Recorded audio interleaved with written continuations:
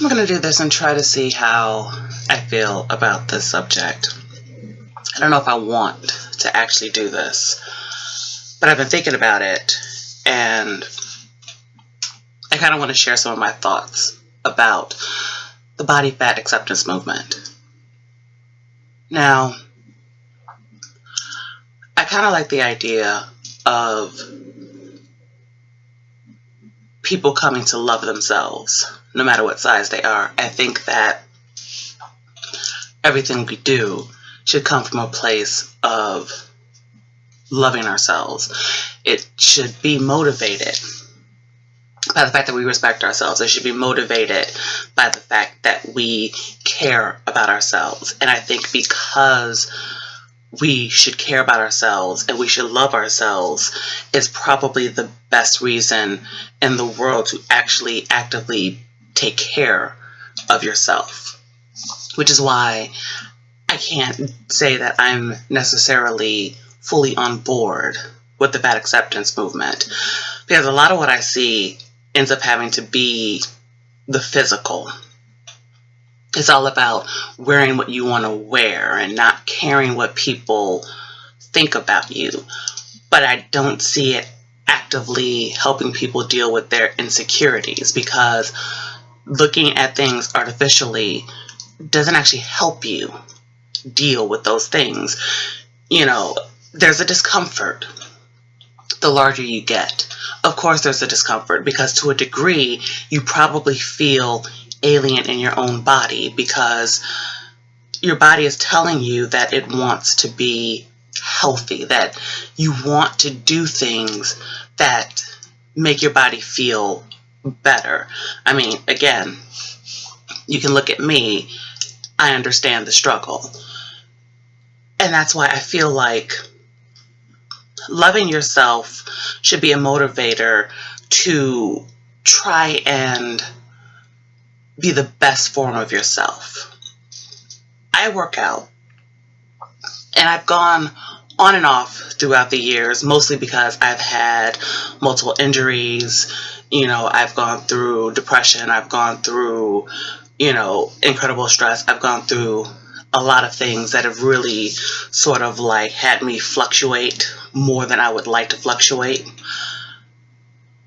But in all of that, I would never say that I've ever felt that working out was not a good thing. I would never say that being smaller was not a good thing, regardless of whether I felt comfortable where I was or not, because the fact remains, you can't ignore the science that says the larger you are, the more at risk you are of, gaining fat-related diseases.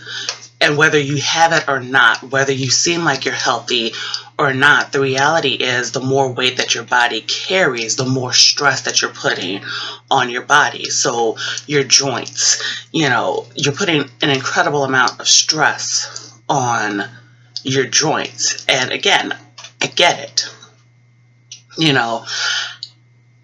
I'm not saying these things because I don't get it. It's like, I get it. And I don't know that I get the movement. And I think that's the thing. I don't know that I get the movement, but I get the idea of wanting women to feel comfortable in themselves. And I know that that makes sense, because we should. But being comfortable in ourselves doesn't come at the expense of making others accept us for who we are. That comes from us truly accepting who we are. And when you're telling people to wear whatever they want to wear and take pictures of themselves and flaunt it in people's faces, that's kind of an artificial thing that you're doing. And you're really not doing anybody a service by telling them that and giving them that as a sort of advice, because what's going on is the insecurities don't go away. And so you do it and it becomes reactionary, but then you don't feel good about yourself because, again, people aren't reacting the way that you would like them to react. And so then you have to go through this whole mental gymnastics about how you just did it for yourself and how it's not that big of a deal anyway. But it's sort of like, just go on throughout your day. You know, you shouldn't need to flaunt yourself in people's faces in order to feel comfortable with yourself. You should be able to just, you know, wear whatever you want to wear and just go and just do things. Because that's life. You know, to a degree, everybody has insecurities. I think we as women, we're geared toward having these insecurities, especially because we have all these magazines who are telling us what a woman is supposed to look like. And, you know, if we cater to the mess and we forget the fact that a lot of it is being touched up, a lot of it is being photoshopped to get rid of a lot of the blemishes. You know, if we don't remind ourselves of that, if we don't, you know, walk forward into ourselves and say, you know, I may not be perfect, but, you know, I'm fearfully and wonderfully made. I'm, you know, I'm lovely the way that I am. You know, if we don't do that, if we don't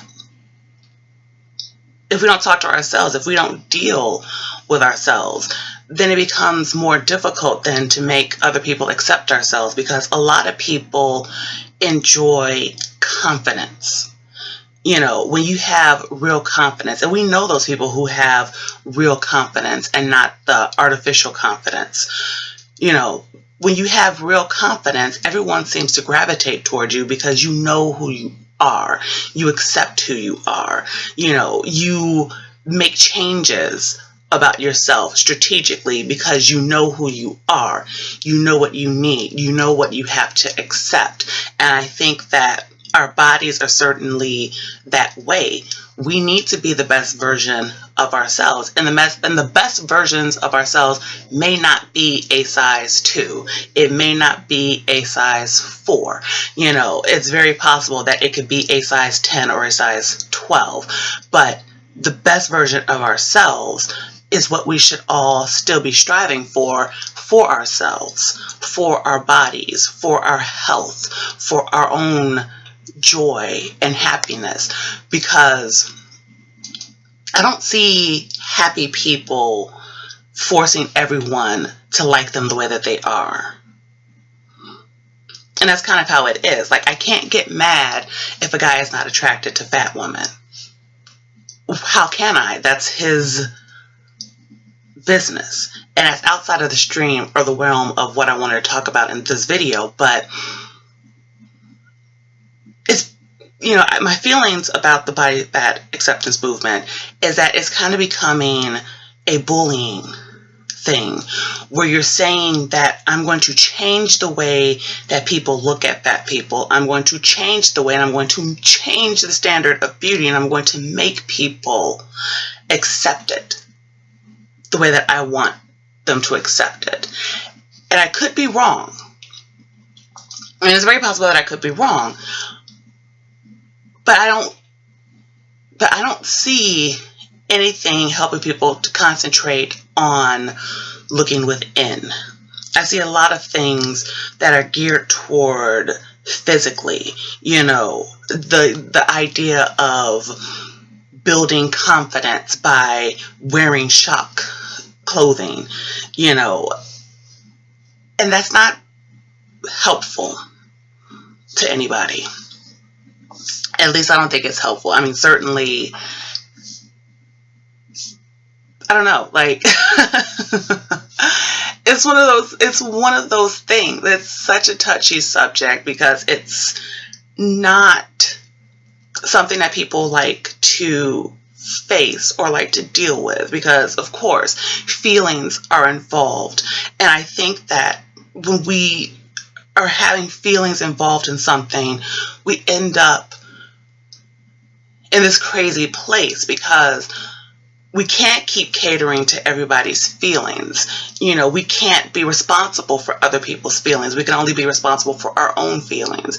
And I feel like a lot of these movements that are coming out, they're missing that point, because they're trying to make everybody else's feelings You know, they're trying to make their feelings everybody else's business when no one's feelings should be anybody else's feelings, nobody else's business.